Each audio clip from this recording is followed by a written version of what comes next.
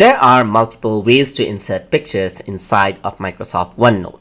The first way is to go into Insert and insert a picture from your local computer hard drive. So I'm going to click Picture right here, and what I'm going to do is I'm going to navigate onto my tutorial folder right here, and from my Pictures folder, I'm just going to insert a picture right here. I'm going to select the picture I want to insert and insert it out.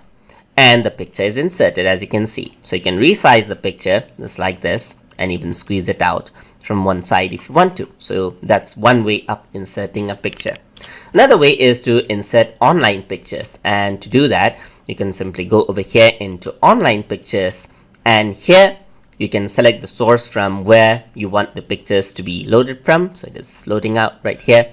You can also go over to your OneDrive if you have pictures in your OneDrive folder, so you can simply go over there and then access it. In my case, I'm just going to use the online picture library. So over here, I'm just going to say multimedia. All right, so that is the picture I want. So I'm gonna press enter, and here you can see that I've checked on Creative Commons only, so it'll only give me royalty-free images which I can reuse. If you uncheck this, then you'll get all the images available on the internet which are not royalty-free. So you can see that I have this right here, and what I'm going to do is I'm going to select this image and I'm going to insert it out. And once you do that, the image will be downloaded and inserted just like that.